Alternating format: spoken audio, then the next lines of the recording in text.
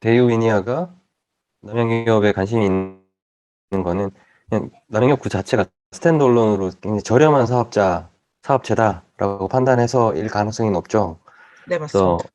뭐 시너지는 네, 억지로 맞춰본다면 한두 가지 있는데 그것 때문에 했을 거라고는 생각하지 않고요. 그냥 남양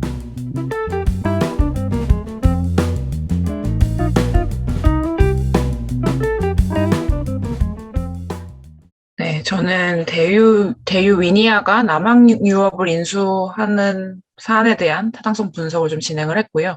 관련돼서 최근에 두 개 정도의 기사가 있었는데, 이제 남항유업의 홍원식 회장이 이제 대유 위니아 그룹의 경영권 매각을 추진하고 있고, 이것은 좀 조건부인데, 지금 한행코와 소송을 하고 있는 상황인데, 이 소송이 홍원식 회장의 승리로 끝날 경우에는 이제 대유 위니아의 조건부로 매매를 하겠다라는 계약을 체결한 상황이고요.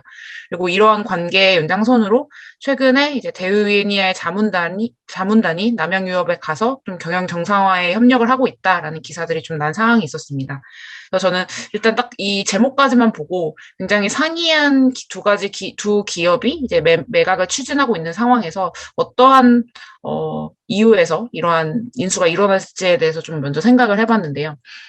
제가 세웠던 가설은 크게 두 가지인데, 첫 번째로는 FI 관점에서 봤을 때, 이제 남양유업이 영위하고 있는 시장의 매력도와 회사의 경쟁력은 충분하다라고 보았고, 그것은 일단 기존의 사모펀드 회사가 인수를 결정했던 것으로만 봤을 때도 좀 증명이 되는 이슈일 것 같다라는 것이었고, 두 번째는 그렇지만 좀 기존 사업체인 대유이니아가 남양유업을 인수하는 데에는 추가적인 시너지 요소가 있을 것이다라고 보았고, 거기에서 좀 미약해나마 생각해봤던 것은 두 가지인데, 첫 번째로는 뭐 대유이니아의 그 사업 영역이 좀 시즈널리티가 심할 것으로 보이고 그런 부분을 해결하는 데 있어서 남양유업이 도움이 되지 않을까라는 생각을 해봤었고 두 번째로는 상호 간의 신사업이라던가 이런 부분에 있어서의 시너지가 가능할 것 같은데 뭐 예를 들어서 유산균 같은 것들을 활용하는 방법이 가능하지 않을까라는 생각을 가지고 실제 분석을 좀 진행해 봤습니다.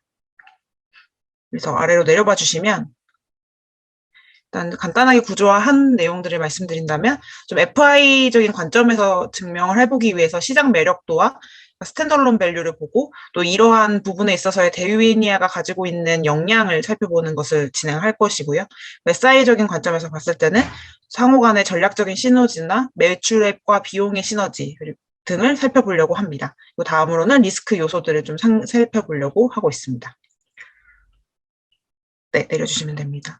이제 실제 분석에 앞서서 대유 위니어와 그리고 남양유업이 어떤 회사인지 어떤 사업을 진행하고 있는지에 대해서 간단하게 살펴봤는데요. 대유 위니아의 경우에는 그 사업 영역이 크게 두 가지인데 첫 번째로는 위니아 딤체로 대표되는 저희가 알고 있는 그 가전 사업의 영역이고 두 번째로는 다양한 이제 계열 업체들이 있는데 자동차 부품 사업에 관련된 사업을 진행하고 있는 업체입니다. 근데 여기 좀 대유 위니아에 대해서 좀 위니아 딤체에 대해서 좀 자세히 살펴봤는데 이제 판매하고 있는 상품은 딤체라고 해서 김치 냉장고와 전기밥솥을 파는 것, 위니아라고 해서 에어컨 세탁기 냉장고 등을 파는 것, 프라우드라고 해서 프리미엄 냉장고를 파는 것 이렇게 나눠지고요. 매출의 비율을 본다면 이제 김치 냉장고 밥솥 부분이 좀 메인이고 특히 김치 냉장고의 매출의 비중이 가장 높은 것으로 알려져 있습니다. 구체적인 판매망이 어떻게 되어 있는지 좀 다트를 통해서 살펴봤는데 위니아 에이드라는 이제 자회사를 통해서 자체 전문점 유통망을 가지고 있고 또 이 위니아 에이드라는 곳이 최근에 렌탈 사업도 시작을 했습니다. 그리고 또 주요 채널로서 그 하이마트 같은 양판점, 온라인 홈쇼핑, 할인점, 백화점 이런 곳에 이제 입점을 하고 납품을 하고 있는 상황이라고 봐주시면 될 것 같습니다. 다음으로 남양유업을 말씀드리겠습니다. 사실 남양유업에 대해서는 모두들 아시겠지만 지금 주 상품이 유제품이고 유제품을 좀 나눠서 봤을 때는 우유류와 분유류 그리고 기타 음료류들 이렇게 나누어서 볼 수 있고 이 우유류에 대한 매출의 비중이 50% 이상인 지금 사업을 영위하고 있고요. 판매망으로 봤을 때는 이제 장사가 직판하는 것과 전문점을 통해 판매하는 것이 있고 또 전국에 1,100여 개의 대리점이 있는 상황이라고 봐주시면 될 것 같습니다. 네, 이렇게 본 내용을 바탕으로 좀 분석을 진행해 봤습니다. 일단 첫 번째로는 시장 매력도를 봤는데요. 시장을 볼 수 있는 레버들을 나눠보고 그것이 어떻게 변동이 될지에 대해서 생각을 해봤습니다. 그래서 제가 봤던 거는 인구 수에 평균 우유 소비율을 곱하고 거기에 평균 우유 소비량을 곱하고 평균 우유 가격을 곱하는 식으로 생각을 해보았는데요. 일단은 인구수는 아시다시피 조금 지속적으로 감소할 것이고 평균 우유 소비량이라는 레버는 크게 변동이 되지 않을 것이라고 봐서 좀 평균 우유 소비율과 평균 우유 가격을 생각을 해봤습니다. 평균 우유 소비율을 봤을 때 분명히 저연령대일수록 우유를 많이 먹을 것이기 때문에 연령대별로 나누고 그 각 연령대별의 소비율을 곱해서 수를 도출한 후에 그것의 평균을 내는 방법으로 구할 수 있을 것이라고 보았는데요.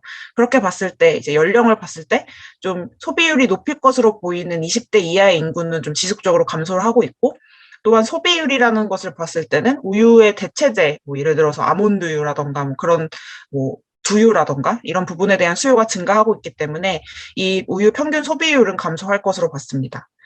그런데 이제 우유 가격의 경우에는 증가할 것으로 봤는데 최근에 기능적인 제품이라던가 발효유나 뭐 원재료를 좀 더 뭐 프리미엄 제품을 쓴 그런 상품들에 대한 수요가 지속적으로 증가하고 있기 때문입니다.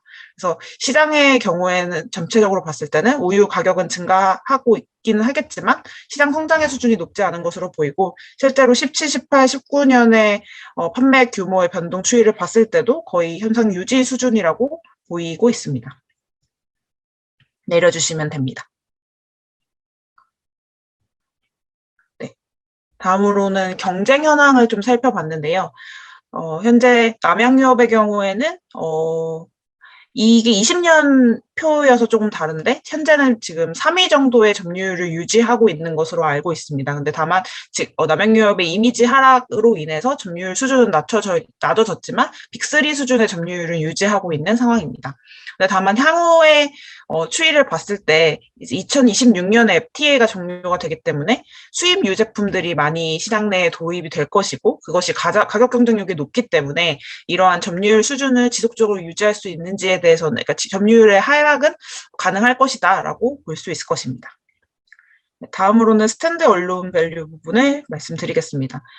구체적으로 남양유업이 시장 내에서 어떻게 경쟁력을 가지는지에 대해서는 제가 시간 관계상 좀 분석을 못했고 바로 사실 가격적인 측면이 나와 있는 건이기 때문에 이제 가격적인 매력도를 먼저 보았는데요. 한앤코가 계약했던 게 한 3,107억 정도고 대유 위니아는 한 3,200억이라서 그렇게 크지 않은 차이로 계약을 한 건데 이 남양유업의 경우에는 투자은행이 평가하는 시장 내 가치는 한 8천억에서 1억 정도, 1조 원 정도 사이라고 합니다. 근데 지금 경영진은 리스크 때문에 급하게 판매하는 것이고 이 시장 가격 자체가 굉장히 낮게 설정되어 있기 때문에 가격적인 매력도는 높다고 볼 수 있을 것 같습니다. 그리고 나아가서 대유 위니아가 갖고 있는 PMI 역량을 좀 살펴봤는데 기존에 원래 자동차 부품 업체였는데 휠 사업할 수 있는 업체를 인수하고 레저 사업도 인수하고 가전 사업을 인수하고 하면서 사업을 확장했던 업체이고 또 위니아 전자나 위니아 김체를 인수해서 흑자 전환을 시켰던 경험도 있기 때문에 기존의 기업 정상화 노하우는 높다라고 볼 수 있을 것 같습니다. 그래서 여기까지 봤을 때는 이제 시장 성장성도 둔화되고 이제 점유율도 낮아지고 있지만 이제 3위 수준을 유지하고 있는 상황이라서 시장 자체가 막 엄청나게 매력적이라고는 보이지 않지만 외부적인 이유 때문에 낮은 시장 가격이 형성되어 있고 또 대유위니아라는 업체 자체가 M&A 경쟁력이 있는 업체이기 때문에 투자적인 관점에서 사업 그리고 사업 다각화를 위한 목적에서 투자할 수 있는 가능성이 높다라고 판단을 했습니다. 네. 네, 내려주시면 될 것 같습니다. 네, 그렇게 봤을 때, 하지만 좀 전략적인 시너지 요소들도 존재하는지에 대해서 좀 점검을 해봤고요. 이에 대해서 좀 전략적인 시너지와, 매출과 비용적인 시너지, 그리고 신사업 시너지 이렇게 좀 나눠서 생각을 해 보았습니다. 전략적 시너지에서는 뭐 다양한 전략이 있을 수 있겠지만, 제가 앞서 가설적으로 말씀드렸던 시즈널리티 부분을 좀 점검을 해 보았는데요. 위니아 딤체, 이것은 다트에서 나온 내용들을 좀 발췌를 했는데, 위니아 딤체 같은 경우에는 이제 에어컨이나 제습기 같은 것이 여름 시즌이고, 공기청정기는 이제 그런 황사 같은 것들이 심해지는 시즌에 좀 매출이 높아지는데, 그 외의 상품은 사실 필수재 성격이기 때문에 교체 수요에 따라서 소비가 발생하는 상황이라고 합니다.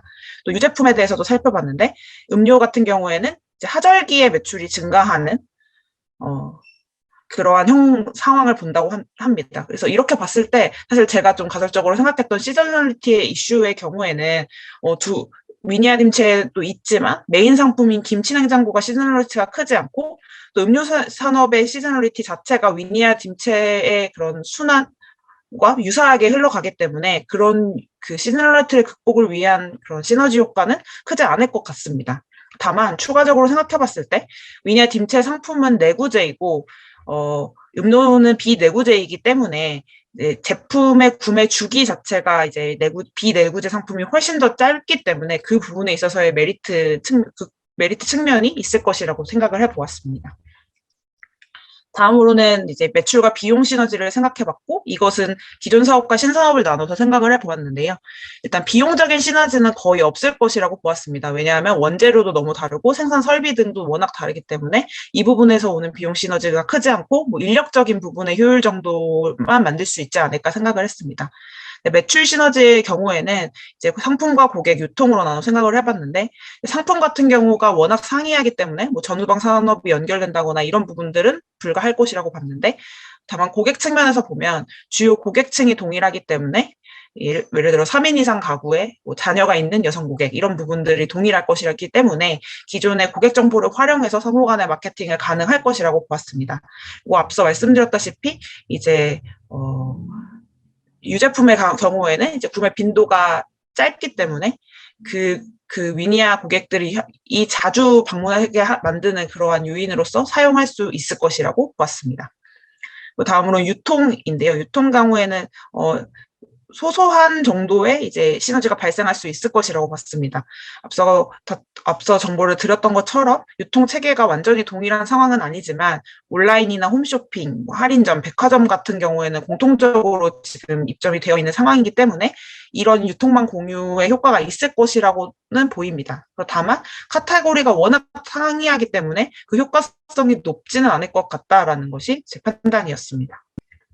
다음으로는 신사업인데요. 이 부분은 사실 그렇게 미시하지 않고 아이디어성으로 좀 적어보았는데 예를 들어서 뭐 김치 냉장고 브랜드 이미지가 좀 좋기 때문에 그것을 활용해서 김치 유산균 같은 음료 제품을 판매할 수 있지 않을까라는 좀 상품적인 아이디어를 생각해봤고 또 지금 위니아 쪽에서 렌탈을 시작했기 때문에 우유의 전국 대리점망을 활용해서 렌탈 서비스를 확대하는 데 이용할 수 있을 것 같다라는 아이디어가 있었고 또 이 세 번째 거는 기사에서 좀 나왔던 내용인데 위니아의 해외망을 활용해서 남양 유업의 해외 진출이 가능할 것이다인데 사실은 이 세 번째 것 같은 경우에는 워낙 그 해외망이라는 것이 위니아의 해외망이라는 것은 그 차량 부품을 납품하는 데 있어서의 망이고 남양유업은 소비재로서의 망이기 때문에 그 효과성이 그렇게 크지는 않을 것 같다는 것이 제 판단이었습니다.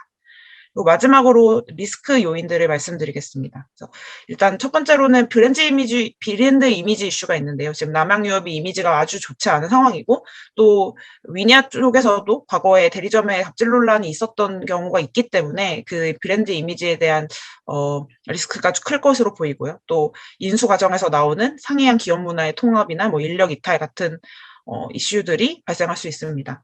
나아가서 좀 더 나은 대안이 없었을지에 대해서 생각을 해보았는데 밑에 빨간 글씨로 나와 있는 것이 기사에 나왔던 내용인데 이제 김치냉장고 시장이 워낙 성장이 둔화되었기 때문에 그리고 경쟁이 심화되기 있기 때문에 새로운 사업 분야의 진출이 필요하고 그래서 좀 인수를 고려했다라는 이제 기사 내용이 있었는데 그렇게 보았을 때 사실 남양유업이 적합한 최적의 선택지인가에 대한 고려는 필요할 것으로 보입니다. 왜냐하면 앞서 말씀드렸던 것처럼 시장이 지금 둔화되고 있는 상황이고 이기 때문에 그 남양유업이 아닌 뭔가 다른 대안을 고려해보는 것도 가능할 것 같다라는 생각이 들었습니다. 네, 이상입니다.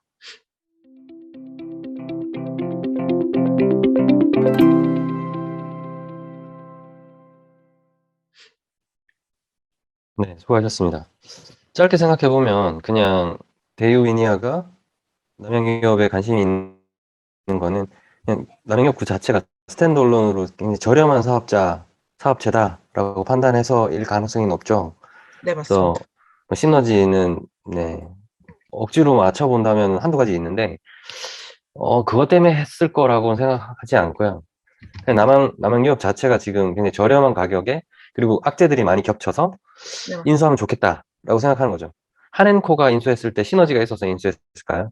아니죠. 아닙니다. 한앤코는 인수해서 저 업체를 내가 엄청나게 밸류업 시켜서 되팔 수 있겠다라고 생각하기 때문에 인수하려고 했던 거고, 그리고 위니아도 그래서 비슷한 가격에 부른 거죠. 그죠? 네. 그러니까 시너지보다는 스탠드얼론 밸류, 턴어라운드 가능성에 더 무게를 두고 인수했을 가능성이 있습니다. 근데 좀 더 억지스럽게 또는 좀 더 짜내서 우리가 시너지를 생각해 보면 저는 이거가 되게 의미 있을 거라고 생각해요.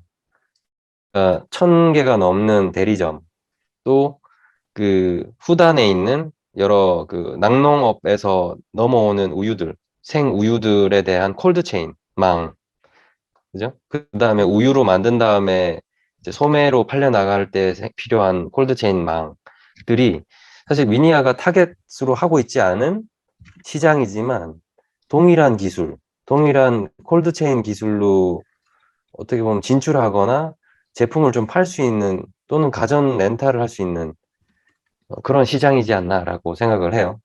위니아가 지금 현재 김치 냉장고 시장에서 좀 다운이다 그러면 실적이 악화되고 있는 상황이다 그러면 이것도 굉장히 괜찮은 시너지라고 볼 수 있는 거죠.